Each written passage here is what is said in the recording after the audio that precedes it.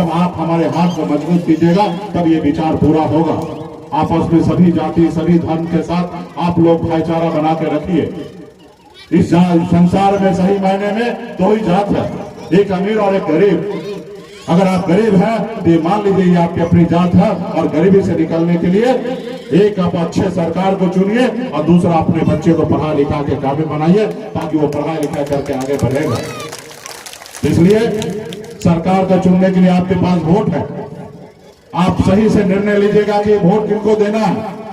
आपके पास इतना ताकत है कि देश का प्रधानमंत्री आप बनाते हैं, आपके उंगली में इतना ताकत है कि राज्य का मुख्यमंत्री आप बनाते हैं। जिस तरह आप चाहिएगा।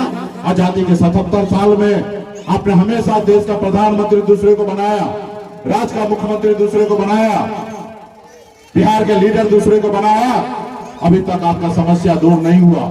इसलिए आज आपके अपने राज्य में अपना लीडर बना लीजिए, निश्चित तौर पे लीडर बनाइएगा तो आपका भला होगा। जैसे हमारे पासवान भाई ने लीडर बनाया, स्वर्गीय रामविलास पासवान जी को लीडर बनाया, आदरणीय हमारे यादव भाई ने लालू प्रसाद यादव जी को लीडर बनाए, हमारे दलित भाई ने बहन मायावती जी को लीडर बनाया। और देखिए जिस समाज में लीडर हो जाता है निश्चित तौर पर उस समाज पे लोग आंख उठाकर नहीं देखता है, उनके सामने में झुकता है। साथियों, उनके सामने में झुकता है।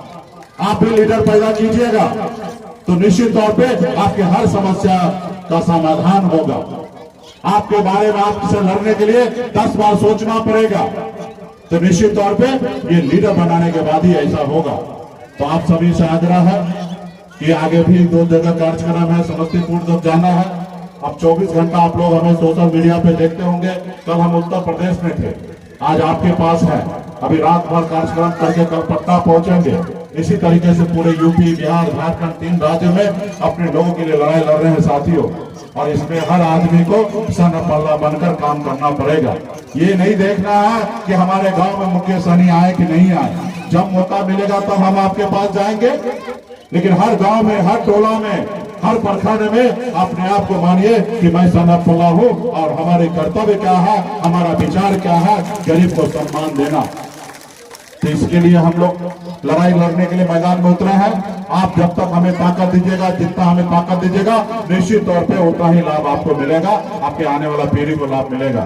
तो तमाम यहाँ पे पार्टी के सभी नेतागण, युवा साथी, माता बहन सभी को महाशिवरात्रि का हार्दिक शुभकामना देता हूँ।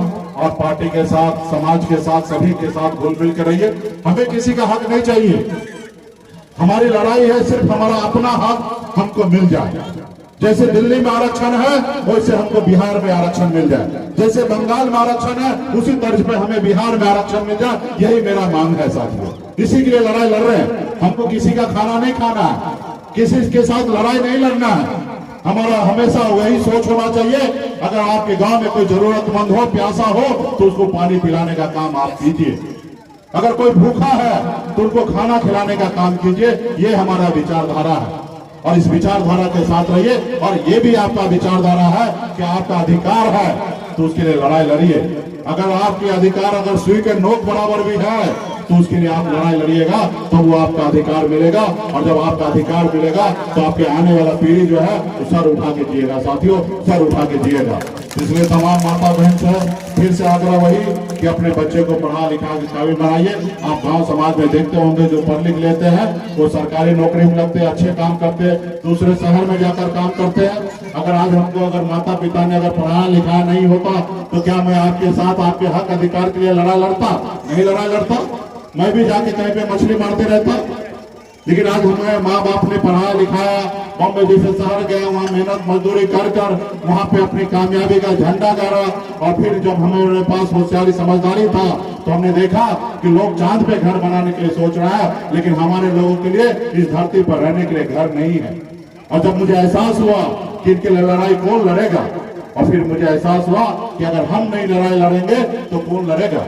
और इसके लिए आज आपके हक अधिकार के लिए लड़ाई लड़ने के लिए हम मैदान में उतर गए। और हमारा दुश्मन कितना है आप सबको जानकारी होगा। हमारे विधायक को खरीद लिया, हमें सरकार से बाहर कर दिया, हमको गुलाम बनाना चाहता है वो बड़ी शक्ति जो देश का प्रधानमंत्री हो, देश का गृह मंत्री हो, ऐसे ऐसे लोग हमसे लड़ाई लड़ रहे हैं। और ऐसे लोगों से हम लड़ाई लड़ रहे, यही हमारी ईमानदारी है साथियों, यही हमारी ईमानदारी है। आप सबको पता होगा पार्टी में जो कल तक पार्टी का झंडा उठाते थे, हमारे बैग उठा के चलते थे, आज हमको कमजोर करने के लिए उनको भारत सरकार में मंत्री बना के बैठा है। जो 2020 में हमारे टिकट पे चुनाव लड़ रहे थे, उन व्यक्ति को आज बिहार में एमएलसी बनाकर मंत्री बना दिया गया, सिर्फ इसलिए क्योंकि मुकेश सहनी को रोको। अगर मुकेश सहनी को नहीं रोकोगे तो ये अपना हक अधिकार ले लेगा और ये अपने समाज को आगे बढ़ा देगा, और जब इनका समाज आगे बढ़ जाएगा तो हम गुलामी किन पे करेंगे। तो हमको कमजोर करने के लिए बहुत सारी ताकत लगा है, लेकिन उसी तरीके से आपको भी ताकत देना पड़ेगा कि हमारे जितने भी दुश्मन हैं उनको जवाब देना पड़ेगा और सही रास्ते पे चलकर अपनी मंजिल को प्राप्त करना है। तो बहुत बहुत धन्यवाद देता हूँ माता बहन सभी को, बहुत बहुत धन्यवाद।